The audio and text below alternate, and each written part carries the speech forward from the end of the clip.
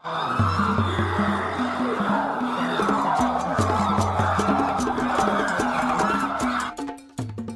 lahir pada bulan Agustus 1994 dan tampak seperti simpanse normal lainnya. Tetapi beberapa bulan kemudian, simpanse ini mulai kehilangan rambut. Setahun kemudian, Mongo sudah benar-benar botak. Selama bulan-bulan pertama kehidupan si Mongo, dia diperiksa dokter yang berbeda dan telah mencoba berbagai obat, tapi tetap tidak membantunya. Mongo berusia 22 yang tak berbulu karena menderita alopecia. Menjalani pemeriksaan kesehatan rutin di kebun binatang Twycross. Nah, film tentang perkelahian Mongo telah dilihat lebih dari 1 juta kali secara daring.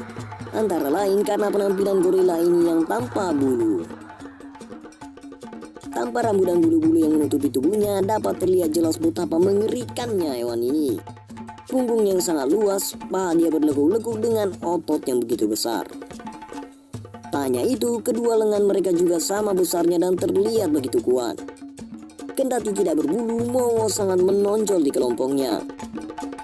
Di awal kehidupannya, ia harus bekerja keras agar dapat diterima di kelompoknya. Tetapi kemudian menjadi bagian dari integral dari suatu hierarki gorila yang ketat, yang juga dipimpin oleh ayahnya si Mongo. Nah, dan ternyata dia juga populer di kalangan kaum betina, terutama Nodi yang biasanya selalu berada di dekatnya.